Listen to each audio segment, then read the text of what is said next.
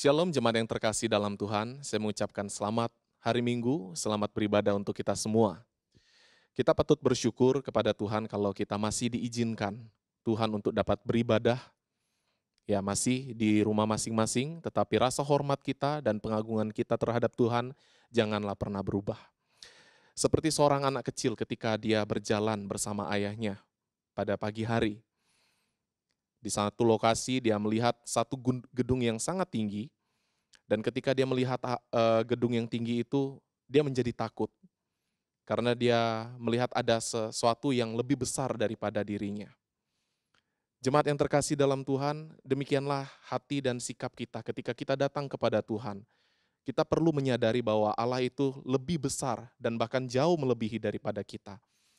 Mari dengan rasa tunduk dan bersyukur kepada Tuhan kita datang dan masuk di dalam peribadatan kita pada hari ini.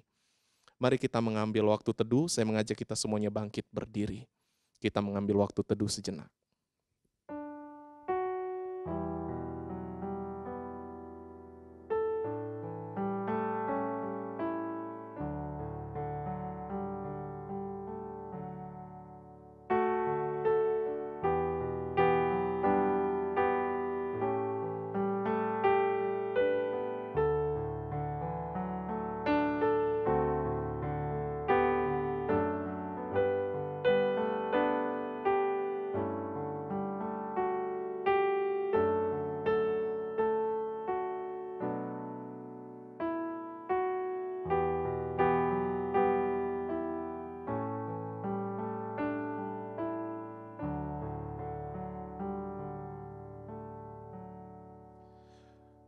Jemaat yang terkasih, mari angkat hati kita dan meyakini bahwa pertolongan kita adalah dalam nama Tuhan yang menjadikan langit dan bumi dan yang tiada pernah meninggalkan hasil ciptaan tangannya. Kiranya turun atas kita kasih karunia dari Allah Bapa, Putra, dan Roh Kudus dalam ibadah kita pada hari ini. Amin. Dalam Mazmur 96 ayat yang pertama sampai yang kedua berkata, Tuhan adalah Raja. Biarlah bumi bersorak-sorak, biarlah banyak pulau bersukacita. Jemaat yang terkasih dalam Tuhan, ayat ini mengajak kita bahwa kita harus bersorak-sorak bagi Tuhan. Karena Dia adalah Raja kita. Oleh sebab itu, mari pada saat ini kita memuji Tuhan, menyorakkan pujian bagi Tuhan yang adalah Raja kita. Mari puji Tuhan.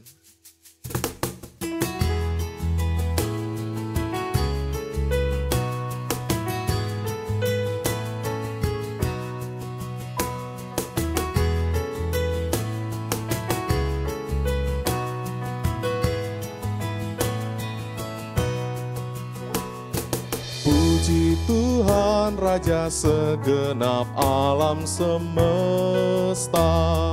Puji Tuhan karena Dia penebus yang kekal.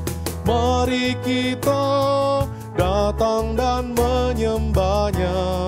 Puji hormat bagi Tuhan. Mari kita sama-sama memuji Tuhan kita. Bait yang kedua. Puji Tuhan yang memerintah seluruh dunia. Kau dilindungi di bawah naungan kasih-Nya. Hai lihatlah, Tuhan dengar doamu dan pimpin jalan hidupmu. Kita naikkan bait yang ketiga. Puji Tuhan, hai segenap jiwaku puji Dia. Mari kita bersama memuji nama Tuhan. Umat Tuhan bersorak haleluya. Puji hormat bagi Tuhan.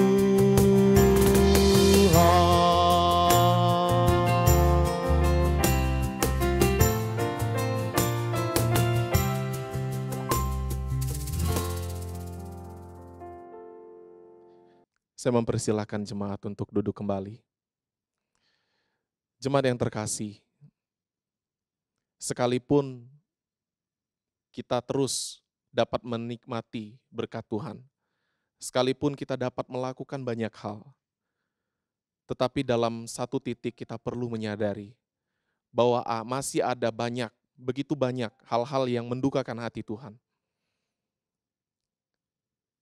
Kita diberikan kesempatan untuk dapat merefleksikan kembali diri kita, bahwa ada kesempatan yang indah saat ini untuk datang kepada Tuhan, untuk mengaku kepada Tuhan segala pelanggaran dosa kita. Saya memberikan kesempatan bagi jemaat semua. Mari datang kepada Tuhan, mencari wajah-Nya, mencari kemurahan-Nya, dan mengambil waktu untuk hening sejenak, meminta pengampunan daripada Tuhan.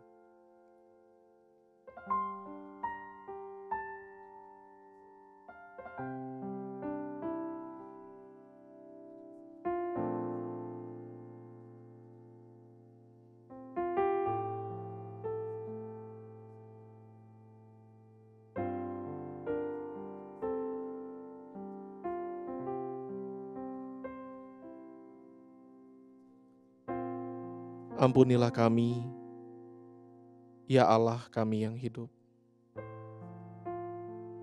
Ampunilah kami, ya Allah yang telah datang ke dalam dunia ini. Dengarkanlah doa kami,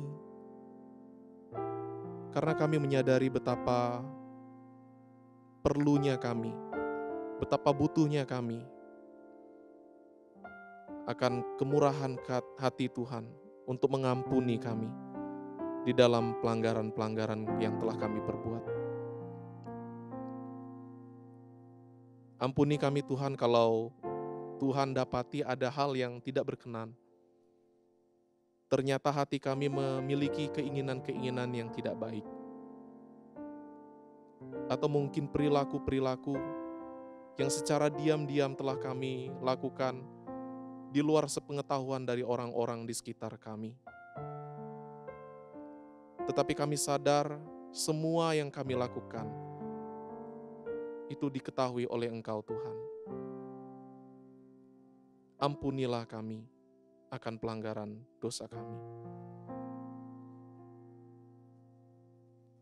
Dan biarlah kami boleh menikmati pengampunan daripada Tuhan. Karena kami percaya Tuhan mendengarkan doa kami. Di dalam nama Tuhan Yesus, kami berdoa. Amin. Jemaat yang terkasih dalam Tuhan, berdasarkan dari berita anugerah yang terambil dari kitab 1 Petrus 2 ayat yang ke-24. Berkata, ia sendiri telah memikul dosa kita di dalam tubuhnya di kayu salib, supaya kita yang telah mati terhadap dosa, hidup untuk kebenaran. Oleh bilur-bilurnya kamu telah sembuh. Melalui dan berdasarkan firman Tuhan yang telah kita baca. Hal ini mengingatkan kita kembali bahwa Allah itu mengampuni kita seturut dengan kemurahan hatinya dan bahkan melalui pengorbanannya di atas kayu salib. Oleh sebab itu di dalam nama Allah Bapa, Putra, dan Roh Kudus, dosa kita telah diampuni. Syukur kepada Allah. Dan mari kita sebagai anak-anak Tuhan, mari kita mengarahkan hidup kita seturut dengan petunjuk hidup baru yang menjadi pedoman di dalam kehidupan kita sepanjang hidup kita, terambil dari kitab 1 Tesalonika 5 ayat yang ke-18. Demikian firman Tuhan, mengucap syukurlah dalam segala hal, sebab itulah yang dikehendaki Allah di dalam Kristus Yesus bagi kamu. Kita diberikan tugas untuk selalu mengucap syukur kepada Tuhan. Dan rasa syukur atau mengucap syukur ini adalah sikap yang sewajibnya seharusnya kita senantiasa lakukan. Karena di dalam hidup kita, apapun yang kita peroleh itu berdasarkan dari anugerah Tuhan. Mari kita mempersiapkan hati kita untuk mendengarkan firman Tuhan. Kita kembali disegarkan seperti tanaman, tumbuhan yang diberikan air, disegarkan. Biarlah jiwa kita, kerohanian kita juga disegarkan melalui firman Tuhan yang akan disampaikan oleh hamba-Nya. Kita mempersiapkan hati kita menaikkan satu lagu, Bapa yang Mengasihiku.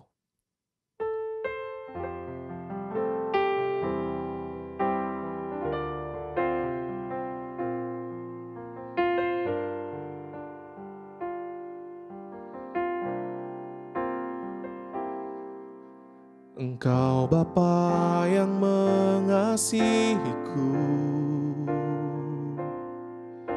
tak kau pandang bentuk dan rupaku. Engkau mengasihiku dengan sepenuh hati, tak sama seperti dunia ini. Engkau Bapa yang mengajariku melewati awan yang kelabu. Kau buatku terbang bagaikan Raja Wali, mengatasi segala pencobaan. Kau Bapa-Ku yang baik, mengerti bahasa tetesan air mata, tak kau biarkan ku berjalan sendirian, sebab kau Bapa-Ku yang baik. Engkau sungguh baik. Kita menaikkan pujian ini sekali lagi. Engkau Bapa yang mengasihiku, tak kau pandang bentuk dan rupaku. Engkau mengasihiku dengan sepenuh hati, tak pernah sama seperti dunia ini. Engkau Bapa yang mengajariku melewati awan yang kelabu. Kau buatku terbang bagaikan Raja Wali, mengatasi segala pencobaan. Kau Bapa-Ku yang baik, mengerti bahasa tetesan air mata, tak kau biarkan ku berjalan sendirian, sebab kau Bapa-Ku yang baik. Kau Bapa-Ku yang baik, mengerti bahasa tetesan air mata, tak kau biarkan ku berjalan sendirian, sebab kau Bapa-Ku yang baik. Kau sungguh baik. Kepada hamba-Nya saya persilakan.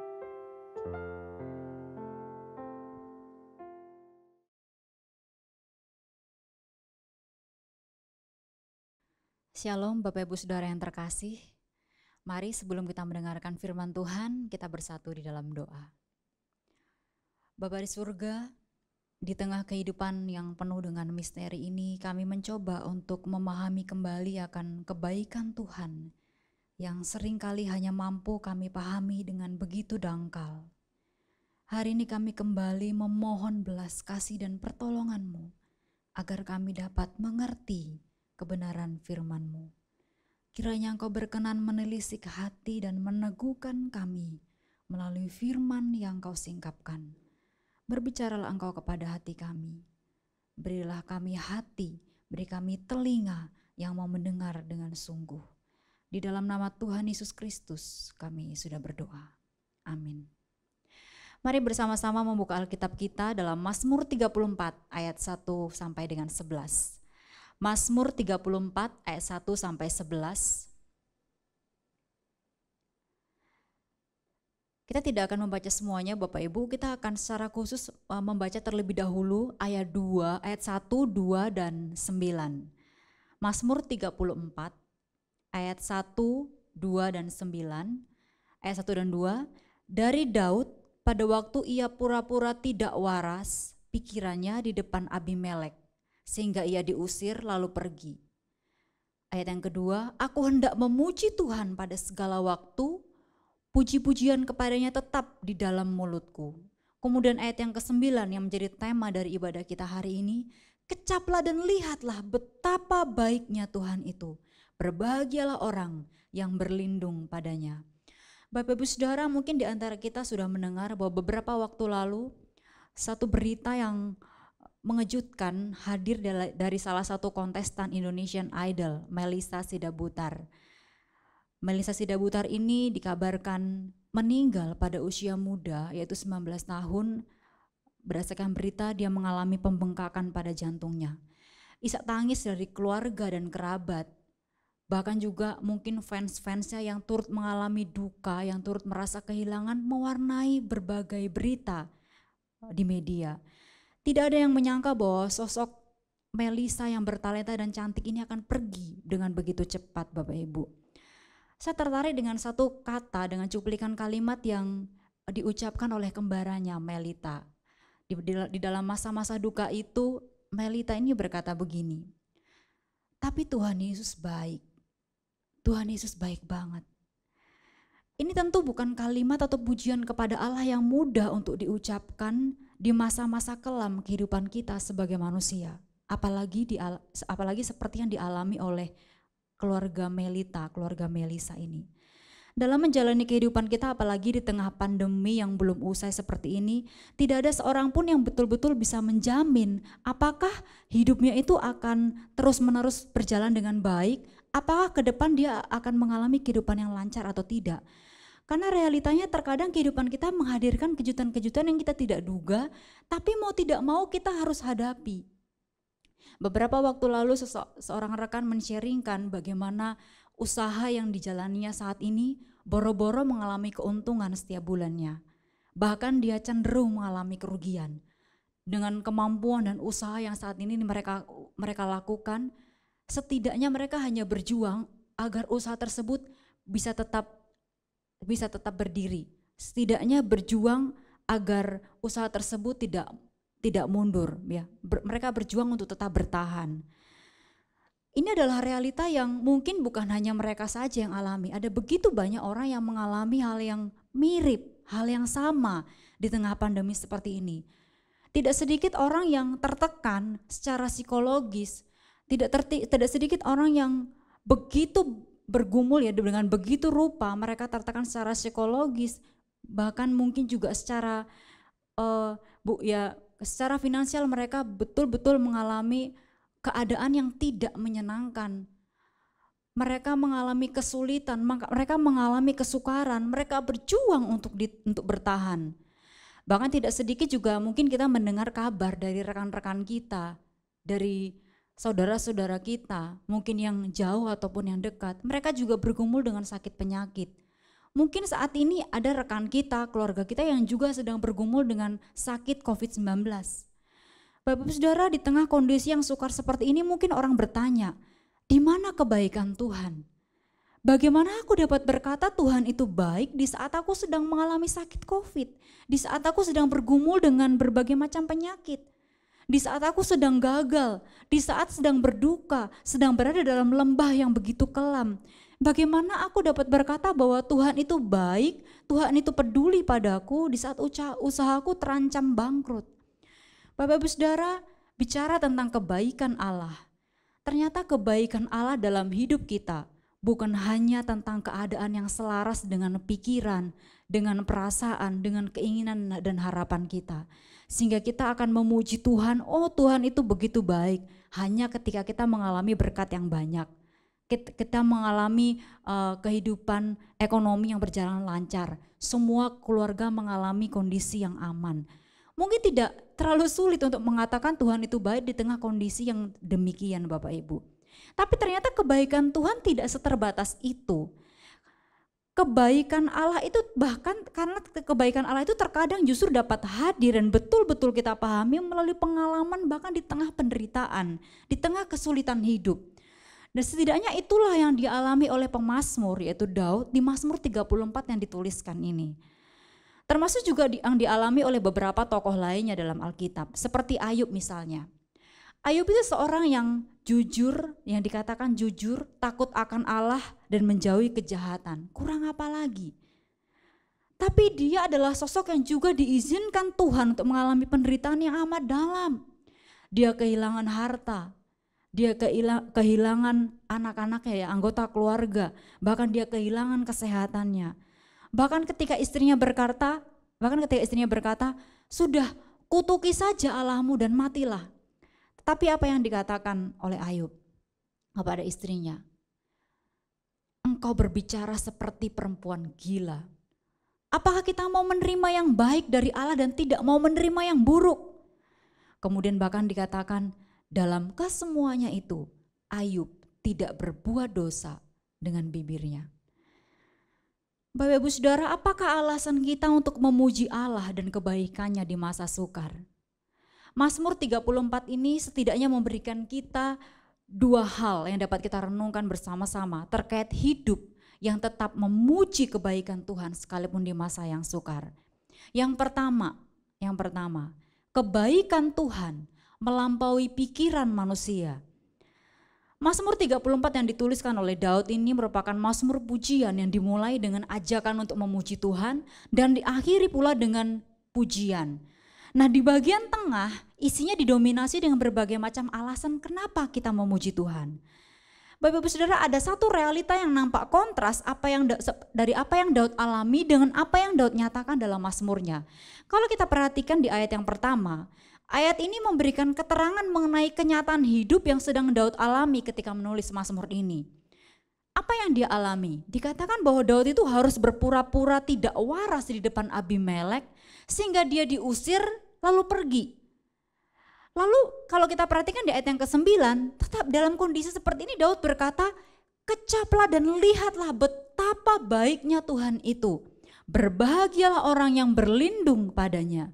Wow. Apakah saat itu merupakan kondisi yang ideal? Situasi yang baik sesuai dengan harapan Daud. Sehingga Daud itu dapat berkata, dapat memuji kebaikan Allah. Kecaplah dan lihatlah betapa baiknya Tuhan. Kemudian dia juga mengajak orang lain untuk memuji Allah bersama-sama. Apakah ini lembah yang kelam atau kabar sukacita yang sedang dia alami? Daud justru sedang ada dalam pergumulan yang begitu berat dan masa-masa yang sukar. Apa yang terjadi saat itu sehingga Daud itu harus berpura-pura tidak waras, berpura-pura gila? Dalam 1 Samuel 21 ayat 10 sampai 15 dijelaskan bahwa Saul itu berusaha untuk membunuh Daud sehingga Daud itu harus melarikan diri ke Gad. Tetapi kehadirannya di Gad ternyata diketahui oleh Raja Gad, yaitu Akis. Akis inilah yang disebut juga dengan Abimelek. Abimelek di sini nampaknya merupakan sebutan atau gelar untuk raja-raja orang Filistin seperti Firaun untuk raja-raja Mesir misalnya. Nah, kenapa kecurigaan Akis atau Abimelek ini merupakan ancaman bagi Daud? Kalau kita melihat lagi konteks cerita sebelumnya dalam 1 Samuel 17, ketika Israel dan Raja Daud itu gentar menghadapi orang-orang Filistin, Daud justru hadir sebagai sosok pahlawan muda yang membunuh Goliat, yang berhasil membunuh Goliat. Goliat pendekar kebanggaan orang Filistin dari Gad. Dan Daud berhasil mengalahkan mereka Bapak Ibu. Nah, karena peristiwa itulah Daud yang sebelumnya itu mungkin hanya dikenal sebagai seorang penggembala domba 2-3 ekor itu tiba-tiba mendadak menjadi terkenal, dia menjadi viral di antara orang Israel dan juga orang Filistin Bapak Ibu. Apalagi para wanita Israel dari seluruh penjuru Israel ya. Para wanita dari seluruh penjuru Israel itu menyanyi dan bersorak-sorai, kata mereka, Saul mengalahkan beribu-ribu musuh. Hati Saul bangga dong dengar itu. Wow. Saul mengalahkan beribu-ribu musuh. Tetapi kalimat berikutnya gak enak nih di telinga Saul. Tetapi Daud mengalahkan berlaksa-laksa. Bahkan dikatakan Bapak Ibu Saudara, setiap kali mereka maju berperang, Daud ini lebih berhasil dari semua orang-orangnya Saul. Popularitas Daud melampaui Saul, dan inilah yang membuat Saul kemudian menjadi seorang yang iri hati, benci, menjadikan Daud itu sebagai saingannya, musuhnya. Bahkan di dalam kebenciannya dia mencoba untuk membunuh Daud, Bapak Ibu Saudara. Karena serangan Saul dan orang-orangnya yang ingin membunuh Daud inilah, Daud kemudian melarikan diri. Saya mencoba membayangkan bagaimana amarahnya, emosinya ya, bagaimana kebencian Saul itu nampak mungkin dari teriakan dan geramnya. Mungkin dia berkata, Daud kamu di mana? Karena Daud sudah pergi Bapak Ibu. Daud kamu di mana? Akan ku kejar dan ku bunuh kamu. Ya.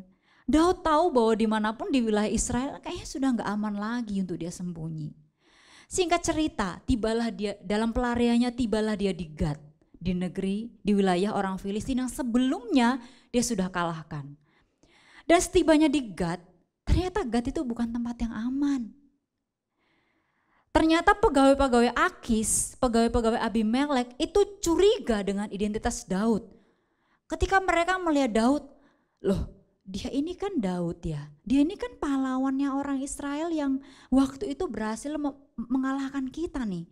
Dia ini kan pahlawannya orang Israel yang waktu itu berhasil membunuh pendekar kita Goliat. Akhirnya orang-orang Akis ini melaporkan perihal itu kepada Akis. Ada Daud, ada pahlawannya orang Israel di sini. Bapak-Bapak Saudara, ibarat lari dari mulut singa, terjepit di lubang buaya. Nyawa Daud sama-sama terancam.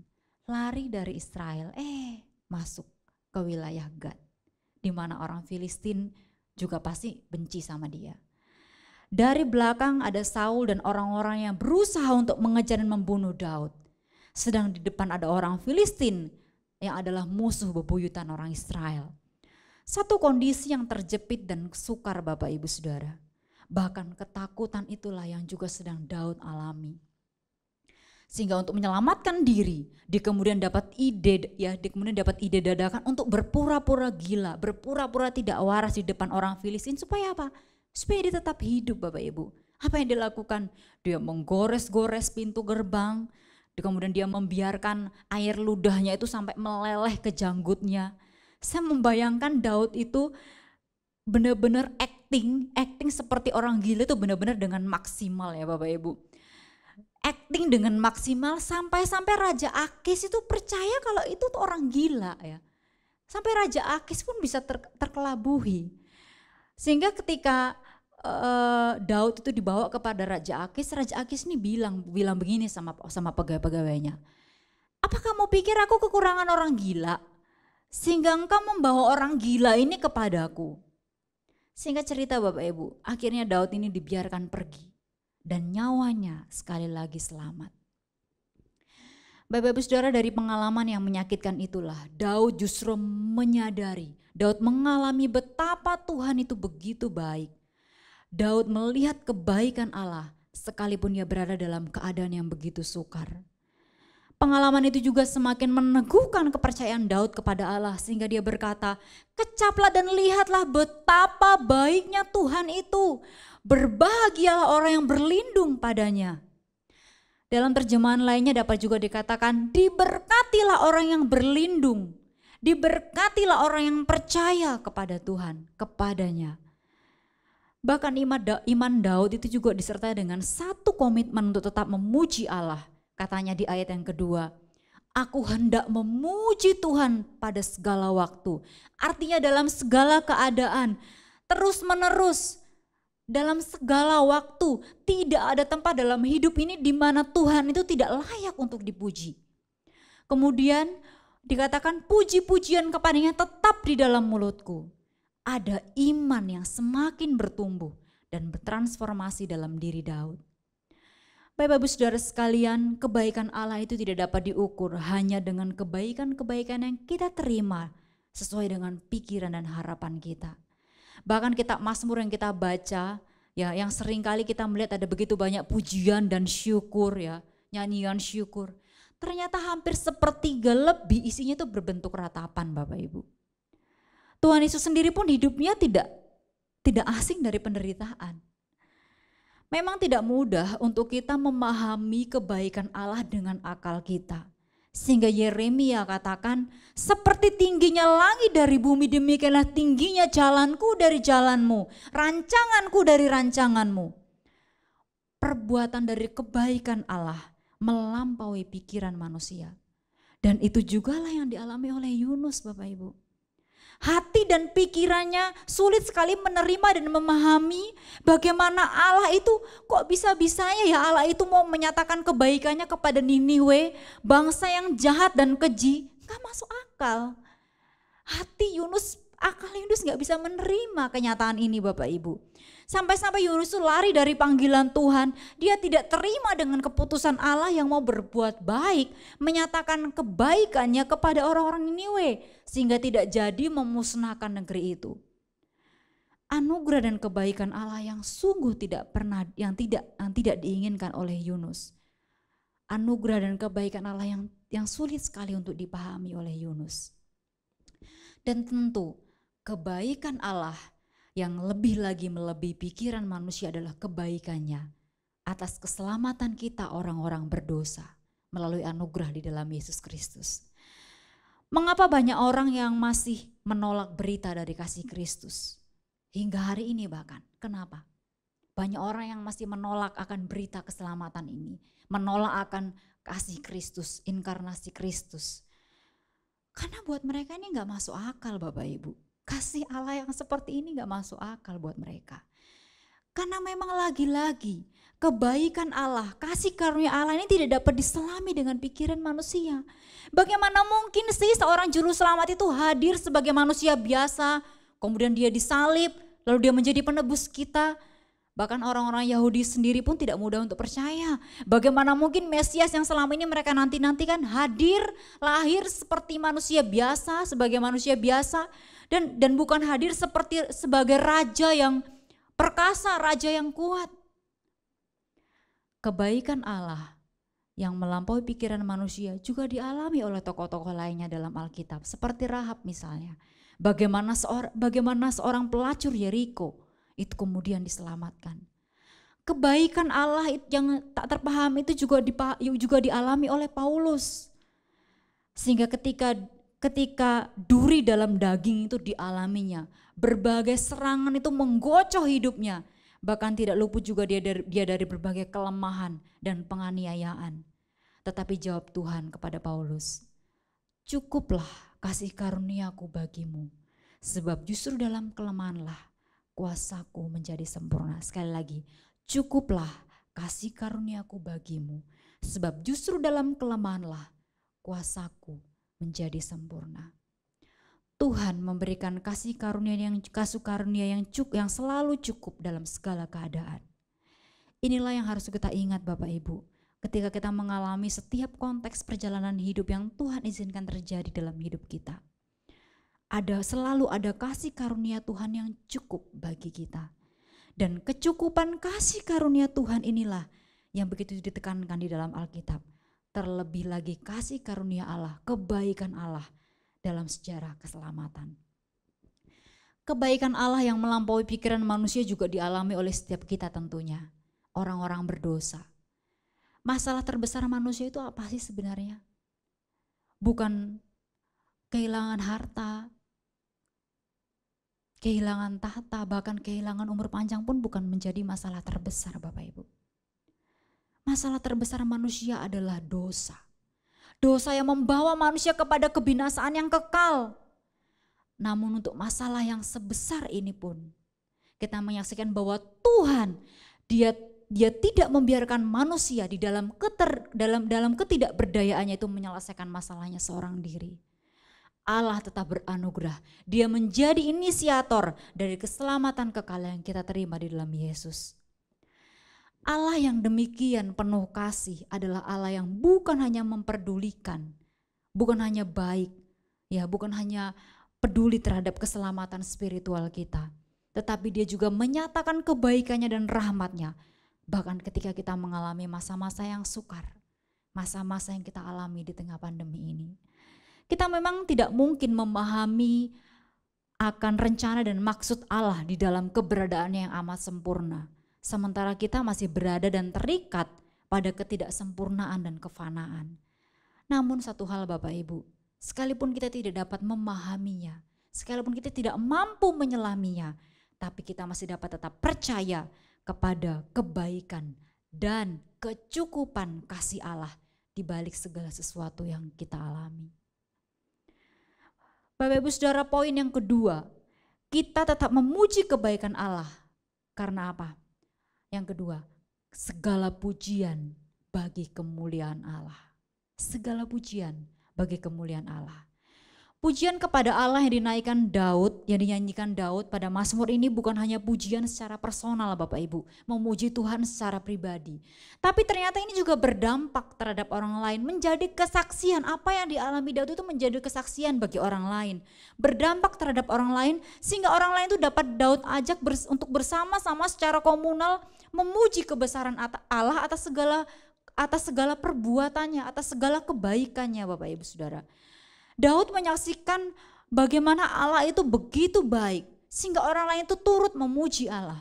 Di ayat 4 Daud katakan, muliakanlah Tuhan bersama-sama dengan aku, marilah kita bersama-sama memasyurkan namanya. Di bagian tengah dari Mazmur ini juga sebenarnya menceritakan alasan dan kesaksian dari perbuatan-perbuatan Allah yang dirasakan oleh Daud. Dan dari semua bagian ayat yang Daud sampaikan Bapak Ibu, hampir semuanya jelas menceritakan kebaikan dan kebesaran Allah. Kebaikan Allah di masa senang maupun di masa sukar. Seperti apa misalnya? Seperti Allah yang menjawab, Allah yang melepaskan dari kegentaran, Allah yang mendengarkan seruan, yang menyelamatkan dari kesesakan dan seterusnya. Dan segenap pujian itu ditujukan hanya kepada Allah. Sampai Daud pun menyadari bahwa berbahagialah manusia yang menjadikan Tuhan sebagai pelindungnya. Bahkan di ayat 11 Bapak Ibu, di ayat yang ke-11 dikatakan, singa-singa muda merana kelaparan, tetapi orang-orang yang mencari Tuhan tidak kekurangan sesuatu pun yang baik. Singa-singa muda merana kelaparan. Singa-singa muda itu menggambarkan sosok yang punya kekuatan. Sosok yang punya kekuatan. Tetapi kekuatannya pun tidak dapat membuatnya mengalami kecukupan. Singa-singa muda menggambarkan sosok yang punya kekuatan, tapi kekuatannya pun tidak dapat membuatnya mengalami kecukupan. Sebab itu kecukupan kita hanya ada di dalam Allah. Mengapa banyak tokoh Alkitab yang menyaksikan pengalaman-pengalaman hidup mereka di masa sukar Bapak Ibu? Mengapa Paulus perlu mengalami duri dalam daging, berbagai macam penderitaan di dalam pelayanan misi Injil. Semua yang terjadi untuk kemuliaan Allah dan tentu untuk kemajuan Injil. Agar nama Tuhan dipermuliakan. Bapak Ibu Saudara, ketika Maria dan Marta memberi kabar kepada Yesus.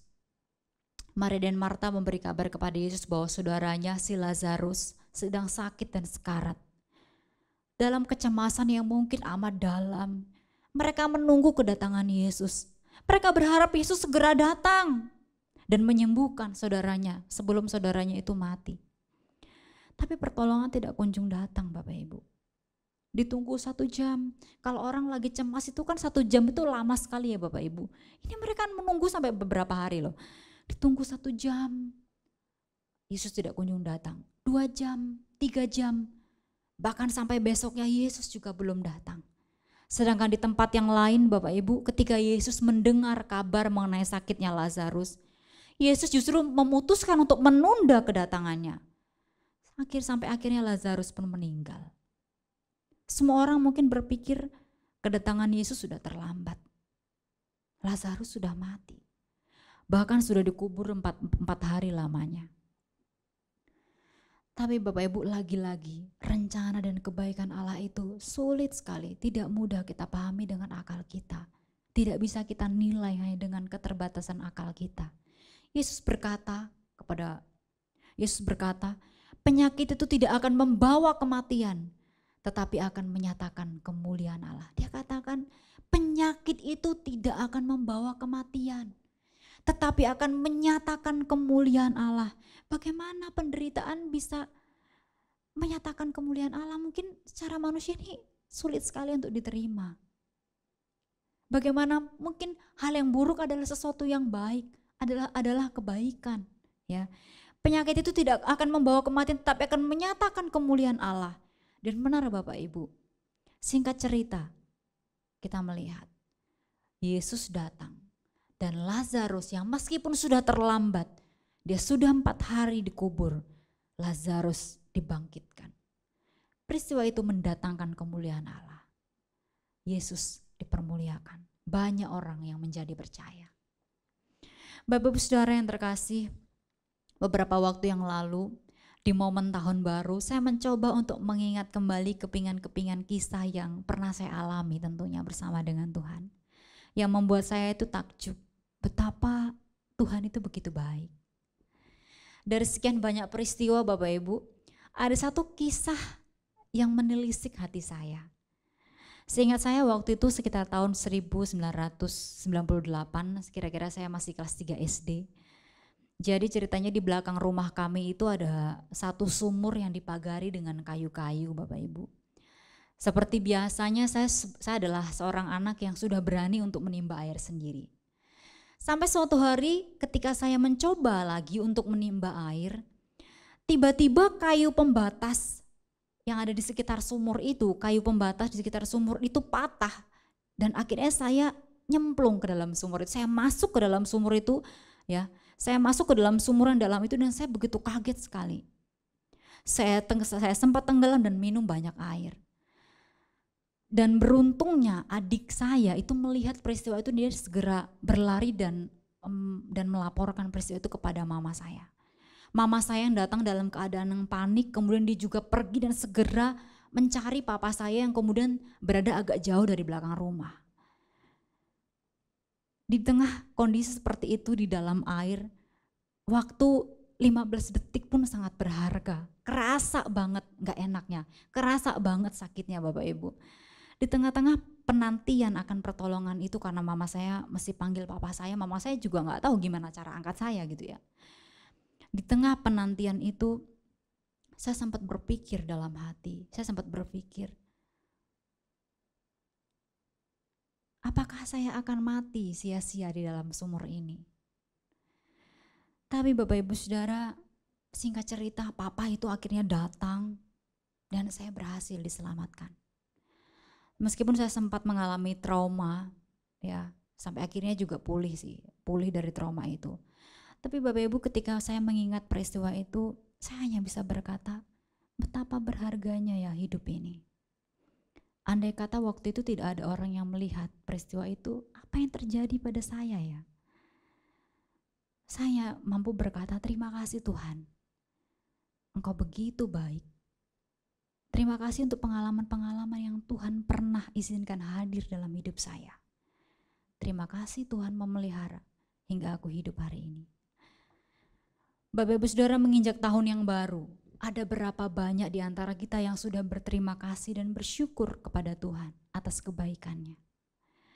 Setiap orang melewati masa-masa yang senang dan sukar di dalam hidupnya. Kondisi dan kehidupan kita bisa berubah-ubah, bahkan iman kita pun bisa berubah. Kadang lemah, kita mengalami kerapuhan.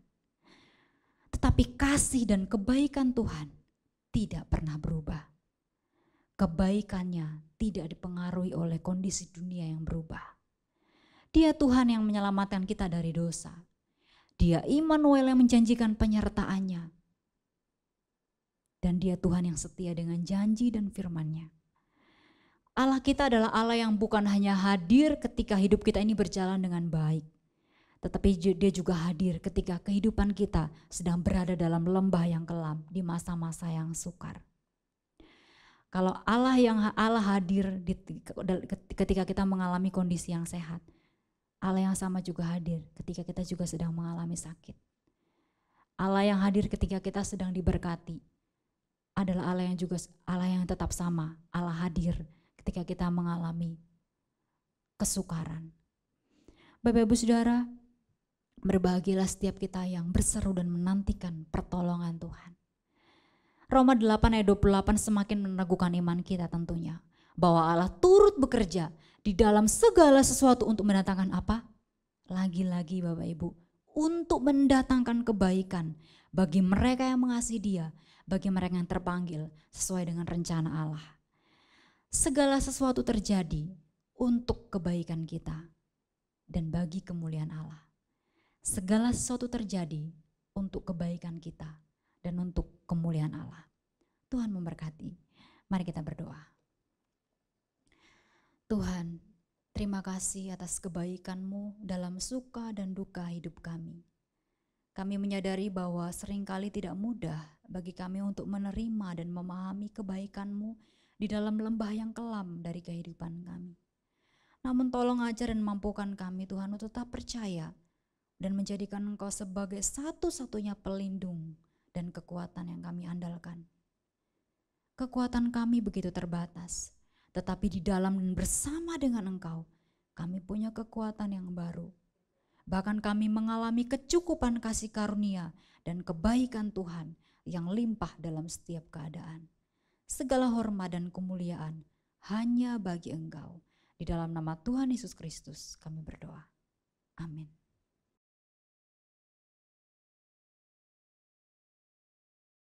Terima kasih kepada hamba-Nya yang telah menyampaikan firman Tuhan. Biarlah setiap kita kembali disegarkan bahwa firman Tuhan berkata, kecaplah dan lihatlah bahwa Tuhan itu selalu baik di dalam kehidupan kita. Amin. Saya mengajak kita semuanya untuk bangkit berdiri. Mari kita mengaku iman kita bersama dengan orang kudus di sepanjang zaman, tempat, dan kita mengikrarkan pengakuan iman seturut dengan pengakuan iman rasuli. Hendaklah orang percaya berkata demikian. Aku percaya kepada Allah Bapa yang Maha Kuasa, Khalik langit dan bumi, dan kepada Yesus Kristus anaknya yang tunggal Tuhan kita, yang dikandung dari Roh Kudus, lahir dari anak darah Maria, yang menderita sengsara di bawah pemerintahan Pontius Pilatus, disalibkan, mati dan dikuburkan, turun ke dalam kerajaan maut, pada hari yang ketiga bangkit pula dari antara orang mati, naik ke sorga, duduk di sebelah kanan Allah, Bapa yang Maha Kuasa, dan dari sana Ia akan datang untuk menghakimi orang yang hidup dan yang mati. Aku percaya kepada Roh Kudus, gereja yang kudus dan am, persekutuan orang kudus, pengampunan dosa, kebangkitan tubuh, dan hidup yang kekal. Amin. Jemaat dipersilakan untuk duduk kembali. Tiba saatnya kita akan memberikan persembahan. Mari kita persiapkan persembahan kita, memberikan yang terbaik. Jemaat dapat memberikan persembahan melalui rekening gereja yang tertera. Dan kita menaikkan satu lagu, Kecaplah dan Lihatlah.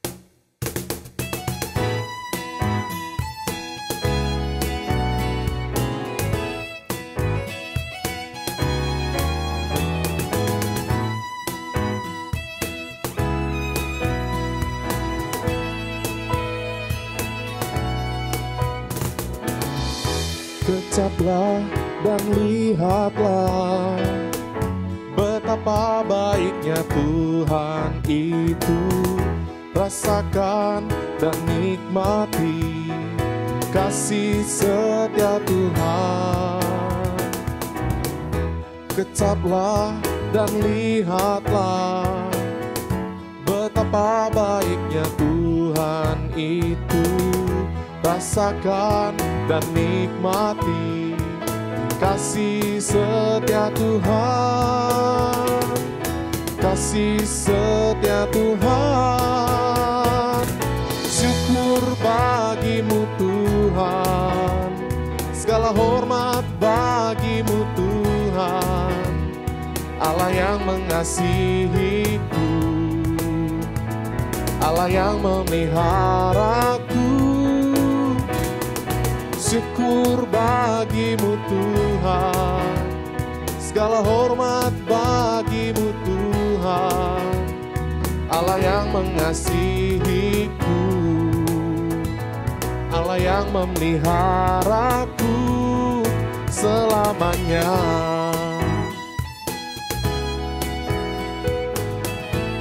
Mari kita sama-sama katakan. Kecaplah dan lihatlah betapa baiknya Tuhan itu. Rasakan dan nikmati kasih setia Tuhan, kasih setia Tuhan. Syukur bagimu Tuhan, segala hormat bagimu Tuhan, Allah yang mengasihiku, Allah yang memeliharaku. Syukur bagimu Tuhan, segala hormat bagimu Tuhan, Allah yang mengasihiku, Allah yang memeliharaku selamanya.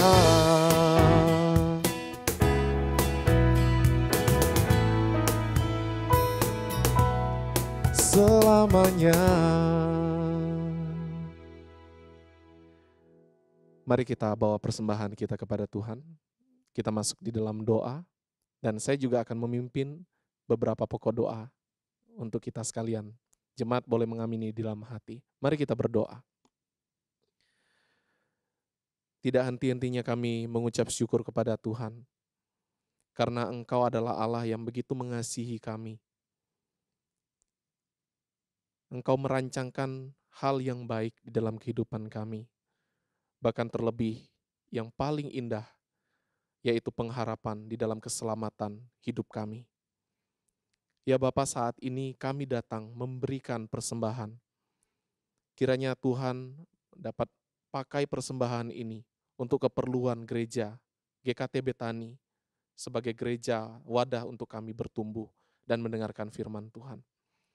Kami juga rindu Tuhan kiranya terus memberkati para majelis pengurus maupun hamba Tuhan yang melayani, supaya Tuhan terus memberikan semangat, sukacita di dalam pelayanan yang mereka kerjakan. Kami juga berdoa Tuhan, terus untuk keadaan saat ini, masih dalam masa pandemi, Tuhan kiranya dapat tolong, berikanlah pertolongan-Mu, pemeliharaanmu terhadap hidup kami. Karena kami menyadari bahwa ancaman dari virus COVID-19 semakin dekat terhadap kami. Kami melihat ada dari antara kami yang kami dengar informasi mulai terjangkit, mulai terpapar. Tuhan kiranya memberikan mereka kekuatan kesembuhan. Tuhan memberikan jemaat kami, rekan-rekan kami, teman-teman kami, kesembuhan dan juga pemeliharaan berdasarkan perhatian dan juga hal-hal yang dilakukan oleh para tim medis maupun dokter. Hamba-Mu juga berdoa Tuhan, kiranya Tuhan dapat tolong pemerintah kami di dalam pelayanan tugas-tugas yang mereka harus senantiasa lakukan, kerjakan di setiap harinya. Kiranya di dalam setiap tugas tanggung jawab yang mereka kerjakan, sungguh hal itu dapat dilakukan dengan baik. Dan terlebih harapan kami Tuhan, biarlah Tuhan menjauhkan dari segala keinginan-keinginan hati yang tidak jujur, hati yang condong untuk jatuh ke dalam dosa, korupsi maupun lainnya. Kami berdoa Tuhan, memohon kiranya Tuhan melindungi hati dari para pemerintah kami. Kami juga berdoa Tuhan, melihat akan demo yang terjadi di Amerika Serikat. Baru-baru ini kami mendengarkan info. Kami berdoa bagi daerah di Amerika Serikat, Tuhan kiranya dapat tolong untuk keamanan, untuk ketentraman, kiranya dapat terkendali dengan baik. Kami berdoa Tuhan untuk orang-orang di sana, khususnya anak-anak Tuhan yang berada di sana. Kiranya Tuhan dapat lindungi, Tuhan juga dapat celikkan hati mereka untuk senantiasa boleh eh, memikirkan kehidupan dan juga kebersamaan, mengingat akan keadaan saat ini juga dialami masa pandemi di daerah Amerika Serikat. Kami juga berdoa Tuhan untuk di daerah kami terus berdoa kiranya di daerah kami Jakarta tempat ini boleh tetap dalam keadaan yang aman, baik, dan terlebih khusus untuk masa pandemi ini kiranya keamanan, ketentraman boleh tetap terjaga. Kami rindu semuanya dapat berjalan dengan baik sesuai dengan keinginan hati kami. Tetapi berdasarkan doa ini kami serahkan kepadamu supaya Tuhan saja yang dapat menjawab, menggenapi sesuai dengan kehendak Tuhan. Terima kasih Bapa. Ini doa permohonan kami serahkan kepadamu demi nama Kristus Yesus. Kami berdoa. Amin. Jemaat yang terkasih, saya mengajak kita untuk bangkit berdiri. Mari kita mengakhiri ibadah kita pada hari ini. Kita menaikkan doksologi dan doa berkat akan disampaikan oleh Pendeta Budiono.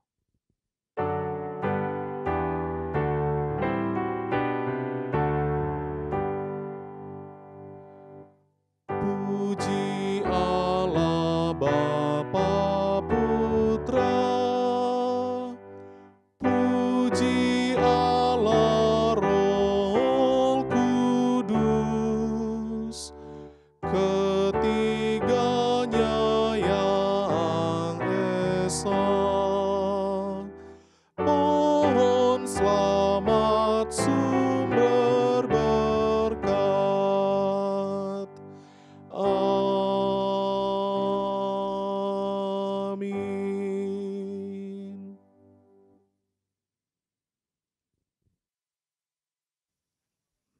Mari Bapak, Ibu, dan Saudara yang dikasihi oleh Tuhan, kita mengarahkan hati kita dan pikiran kita kepada Allah dan terimalah berkat Tuhan. Tuhan memberkati engkau dan melindungi engkau. Tuhan menyinari engkau dengan wajah-Nya dan memberi engkau kasih karunia. Tuhan menghadapkan wajah-Nya kepadamu dan memberikan engkau damai sejahtera.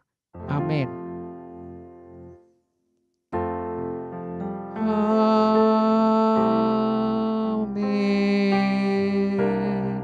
Amin.